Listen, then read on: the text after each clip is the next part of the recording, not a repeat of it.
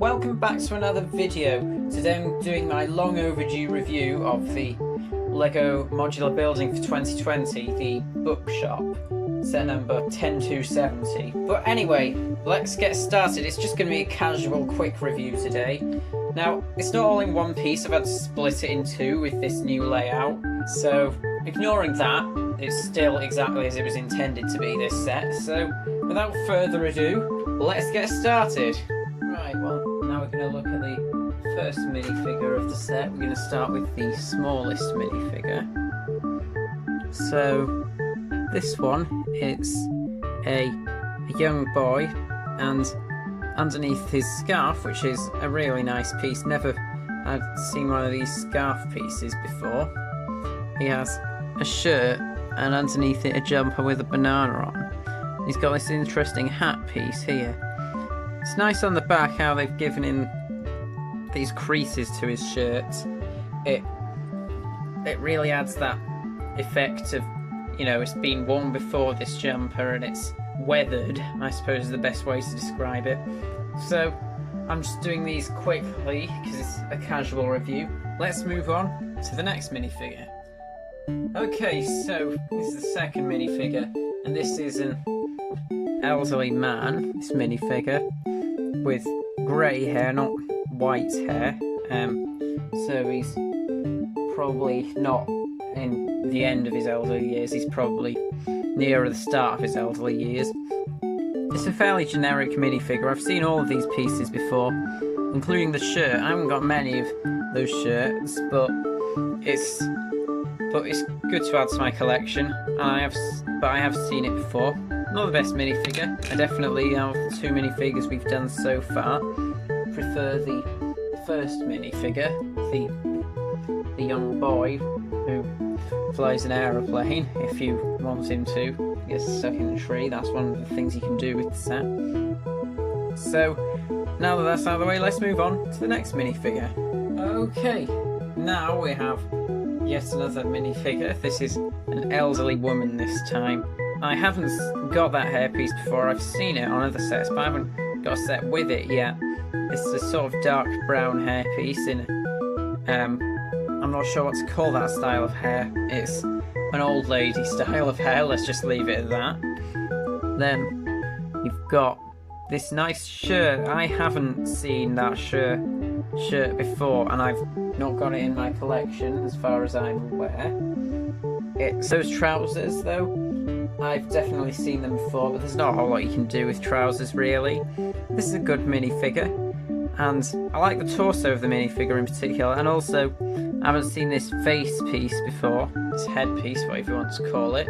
I think nice feature there. So let's move on to the next minifigure now. This is the next minifigure, and this is a relatively young man in an old-fashioned looking suit with braces on his suit, and carrying some flowers because he's trying to impress the bookshop owner, who will get onto her minifigure in a minute. This hairpiece, I have seen it before, but I only have one of that hairpiece. It's always a nice thing to add to the collection. I've seen that face a few times before, not the most common one. And you've got the same pattern of braces at the back of his shirt as well. And that's the colour of trousers, although I've seen the colour on other bricks before, never seen it on trousers. So I like the suit particularly, I like that tie. That's a nice feature. So, let's move on to the next minifigure. This is the final minifigure of the set, and this is the owner of the bookshop. You can change who is the owner of the bookshop if you want to, but from the box art of the set, this is who is implied to be the owner. This woman has the largest hairpiece I've ever seen, and wow, I've never seen that hairpiece before. Now, I think that was newly introduced to the set. I'm not entirely sure, so it's very surprising that they managed to make that hairpiece big enough, because it's a bit of a squeeze getting this minifigure to fit through a door.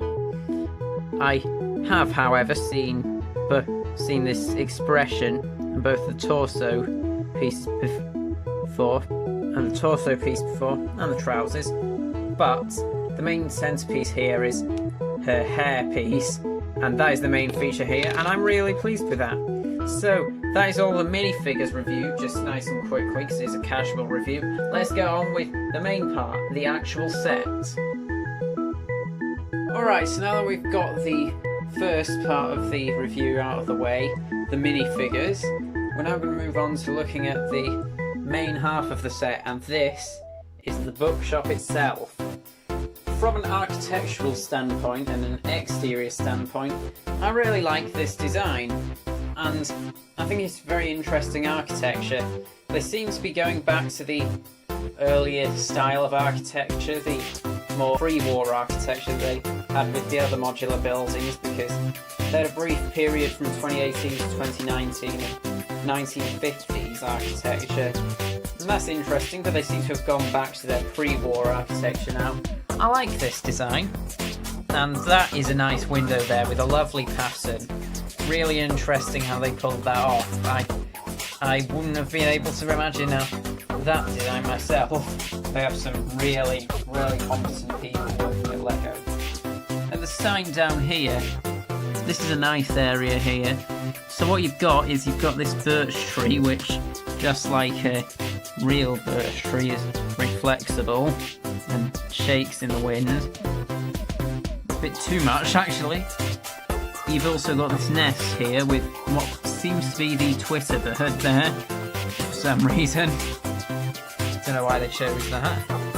I don't know, we haven't got any birds that look like that in Britain. Maybe you have them in America or Denmark. Probably in Denmark they do, because Lego is Danish. And then you have this toy aeroplane here, which a child flew into there.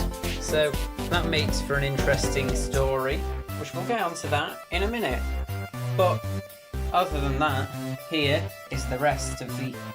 Here is the pavement area. Now, I love this area.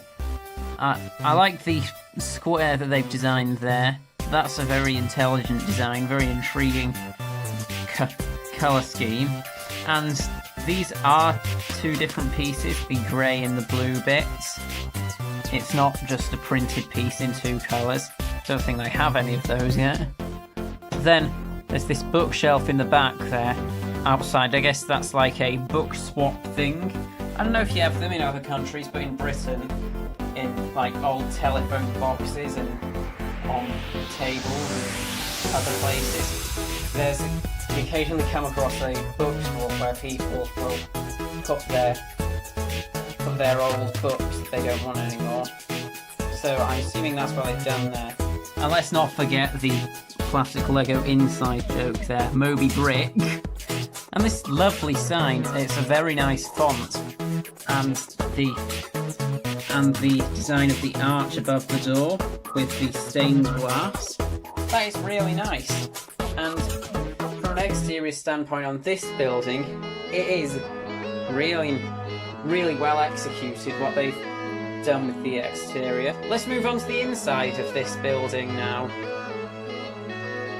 Right, well, this is the ground floor of the bookshop, and what we have is a actually pretty nice detailed floor when you compare it to some of the older modular buildings when they just have one or two furniture items.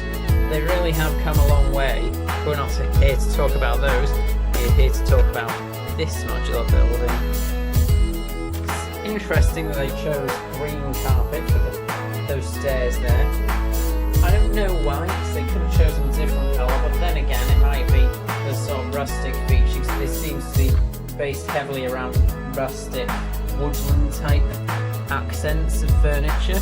So what we have on the floor is this intricate pattern of tiling. The middle tiles are in daffodil yellow, and in between them are these small gold tiles and sort of dark gold to one tile in between them. It's an interesting design of flooring. I haven't seen that before. I haven't seen it in real life either, actually. So if they're going for a realistic approach, they haven't delivered that, but if they want to make it original, which I think they are, then yeah, they've succeeded with that on that front of the design. And over here you have the back, which has a shelf of books, not in any particular order, just thrown in an order like that, like you see there, with no colour coordination or anything, but that's what adds the charm to it, is to show that it's not just a basic shop or a massive corporation. It's supposed to give that sort of family feel to it, as if it's been made by a family. It's not a professional massive business and they're just selling what books they can buy. And then you have the cash till here. The cash till design itself, I've seen that one before, and that desk, that is an interesting design. And then you have this other shelf here, which again, it's not in any particular order, it's just a mishmash of different colours with no coordination, to add to the charm of this set, to show that it is just a family run business and it's not all corporate or anything. It's a really nice touch that they've done that, because it adds an interesting features to the set and it's nice and vibrant in the colour scheme. So that is it for the downstairs of the bookshop. Now let's move on to the upstairs. Alright, so here we have the next floor of the bookshop. This one, it's not as detailed as the previous one, but still, it has got some nice features. And I like this chair here, this adjustable chair. Really well executed, that design. Pretty realistic in terms of how it looks compared with actual chairs. Then that lamp there, never seen a lamp like that before, but it is a nice design. And it's basic, but still it does its job and it looks good, so they've succeeded with that. That rug there, that's alright, nothing special about it, it's just a couple of fairly common pieces. But let's not forget about this. This is my favourite bit of this floor. This is the clock. This grandfather clock here is brilliant in design. It's pretty similar to a real grandfather clock design, actually, which is pretty hard to do in Lego. And I love how they've managed to include that pendulum at the bottom there. That is not an easy thing to do. It requires a lot of skill and thought to think of something like that. They've executed this floor well. It's not as detailed as the previous floor by any means, but they still managed to pull off something really good with this floor.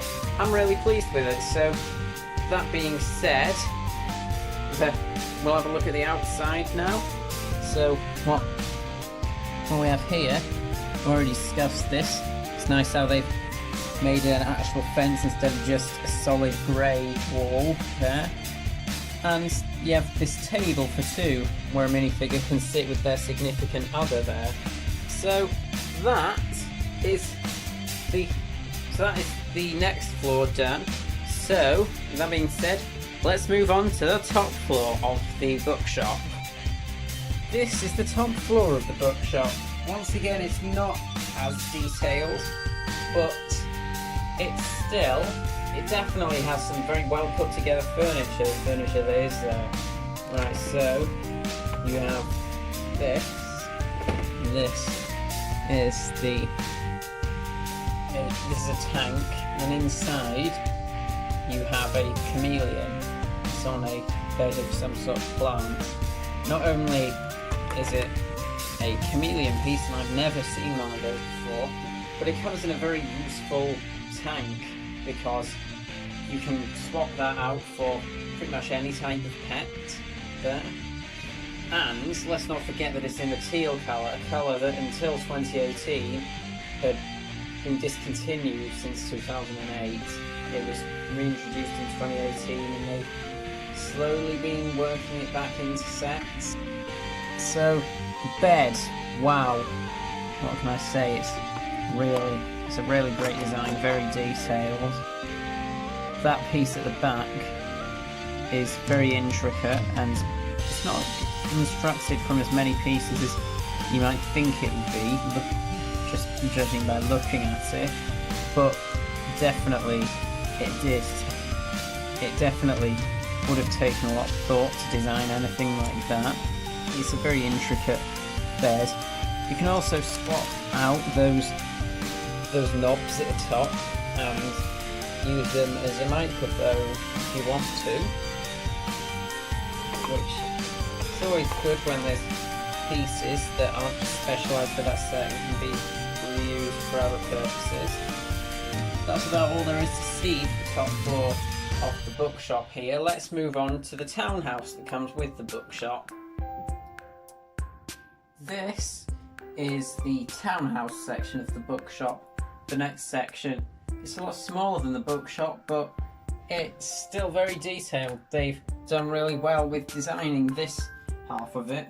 And first of all, let's just appreciate how colourful it is. And I decided the reason it's not next to the other half of the bookshop is because I decided it should go next to Downtown Diner because their colour schemes just match really well. I am really pleased with this half of the modular building, just from an exterior point of view and perspective. So you've got these windows here, these dormer windows. Now that's very hard to pull off, but they've done really well with pulling it off so that there's a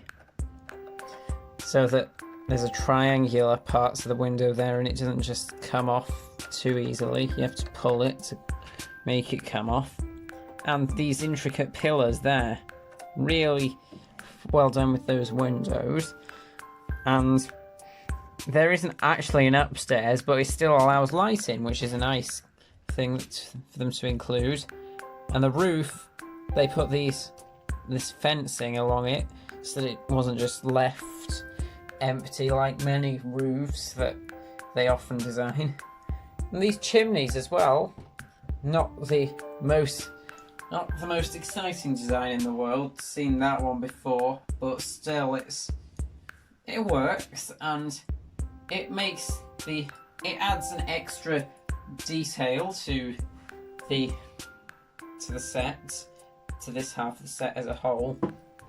And the best part is, if you don't like it, you can just take it out, and it doesn't really change anything if you do. So that's the front half of the townhouse. Let's look at the back half. So this is the back of the modular building, and this is the first time they've ever included any garden details on the set. And just look at it. It's a nice pumpkin patch there. You can add to it if you want. It's not the biggest of gardens, but they've never before done an actual garden of their own in the modular buildings. They've just left us to make our own in the past. And out of the two modular building houses they've done so far, which is this one and the pet shop house, I reckon this is perhaps better. And I'm not saying that it was a bad house, or the one on the pet shop, because it was actually a very good house, and the pet shop was one of the best modular buildings, but I reckon this is even better. And of course, let's not forget about these lovely flowers in that lovely shade of violet on the balcony there. And of course, this Velux window here. Nice balcony. You can add your own touches if you want to, but there's one thing I haven't discussed in the garden, and this is probably the icing on the cake with the set. And that is the basement access through this door. We'll take a look at the basement first. Let's get started with the interior. We have the basement of the set here, And there's 2 items. In fact, there's 3. There's a sack there on a basic table. There's a pair of scissors attached to a clip. There's also a mouse trap there. And once I've clipped that back, this is a ladder here. And this comes into another aspect of the set, and that's the storyline. For you can use that as a story, as in the boy from the sets, from the Bookshop set, has lost his plane in the tree. It just got stuck up there, so the granddad goes up in this ladder to go and get the plane down. So it's always nice when they include things like this that just add to the set, ways that you can personalise it and make your own stories with the set. And that's it for the basement. Also, you got some stairs there because there's an entrance from inside as well. So let's move on to the downstairs of the townhouse. Now, they've really gone all out to make this living room just the best at what they want to deliver, which is a cosy elderly couple's living room. And what can I say, it's great. They've got all the right features that you'd need for a design like that. That here, although you can change it if you want to, is the entrance to the basement. You've got a rack on there which has an umbrella and a hat there. That umbrella I'll get in a minute. There is one piece there that I did have to substitute because the set was missing that piece, which it's not normal for Lego to miss pieces, but it doesn't really matter for just one piece.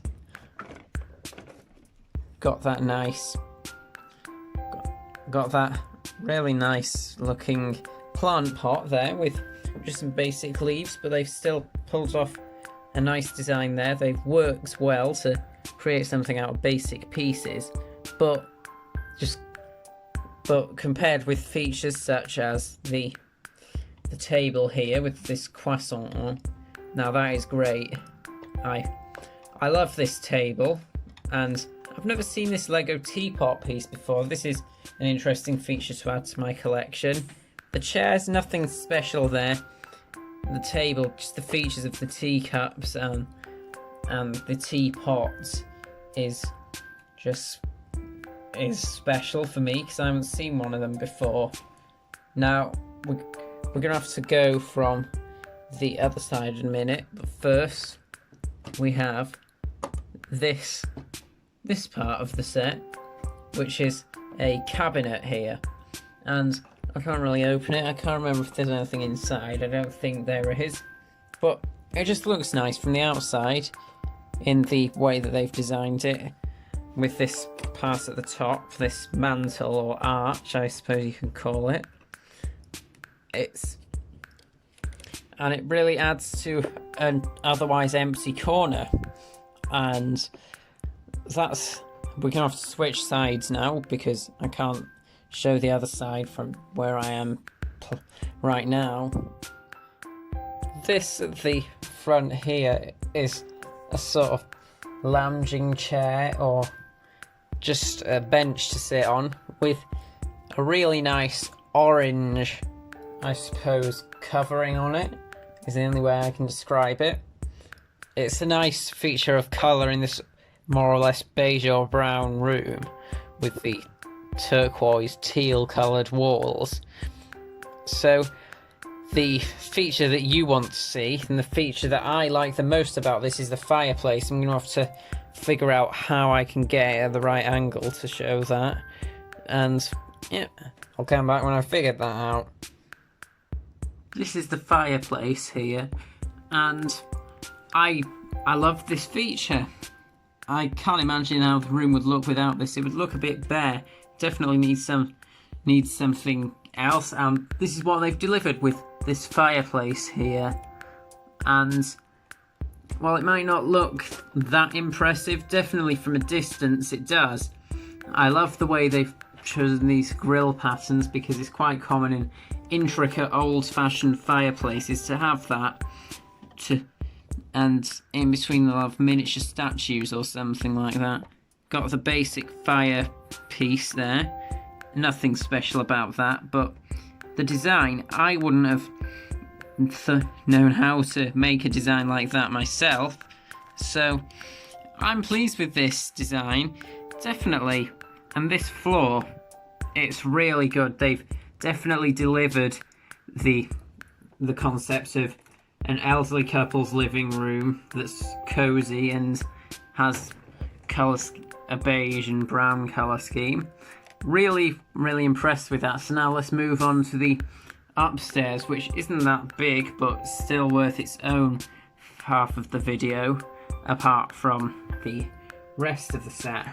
Alright, let's get on with that. This is the bedroom.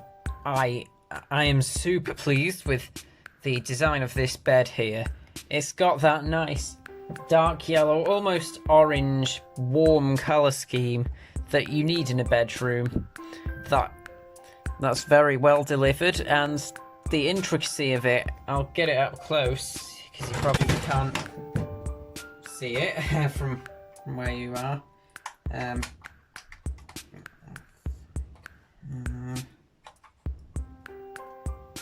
Alright, this is the best you can get. But that adds a nice detail, this part in the middle here. It's not particularly complex, but definitely a nice detail. The bed piece would look a bit dull without that, because you can easily build that, but they've definitely given it that extra touch that just separates this bed from just your normal basic bed.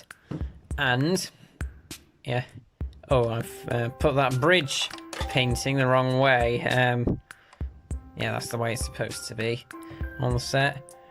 This cabinet here, and I've seen cabinets like this one before, but the colour scheme they've chosen with the lamp, which is a gold centre part of the lamp, and then the lamp shade is apple green.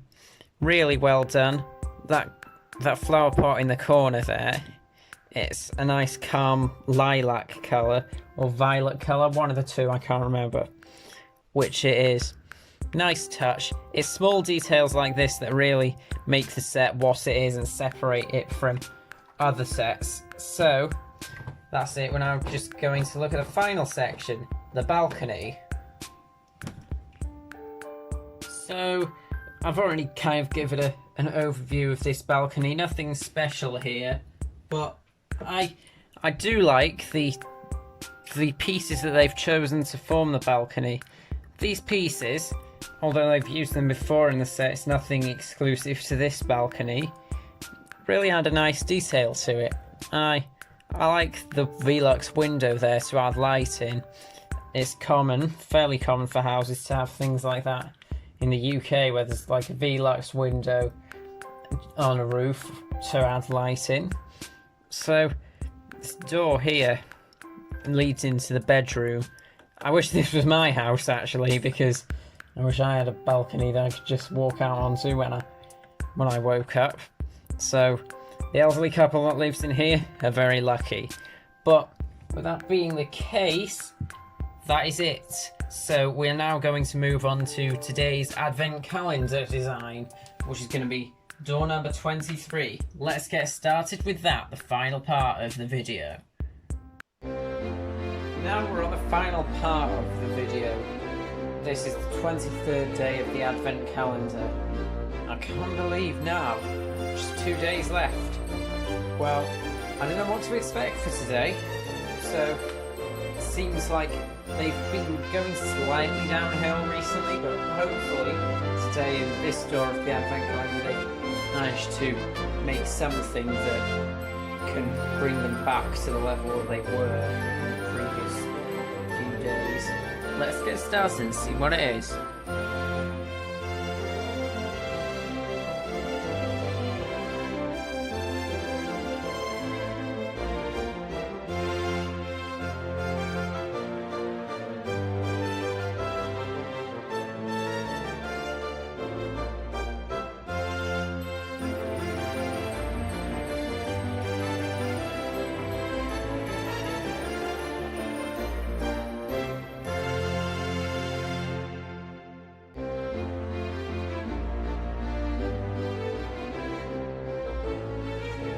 what I wanted today in this door, the advent calendar, was something on the level that they've managed to deliver with the previous days leading up to this, and they've managed to do that. They did seem to be going downhill, but they seem to have brought themselves back now. With this sleigh, which is either with a wolf or a husky dog, that's up to you to decide. And I've never seen this piece before. It's a really good thing to add to my collection. The sleigh itself might be a basic design, but in the end it's well executed and it works a lot better than some of their previous designs. I'm happy with this design. So that's going to be it for today's video. Let's just evaluate the design so far in comparison with the other designs. Well, this is definitely not my least favourite design today. It's a good design, and I've been wondering when was LEGO release a wolf piece, since they'd already released a dog in some others.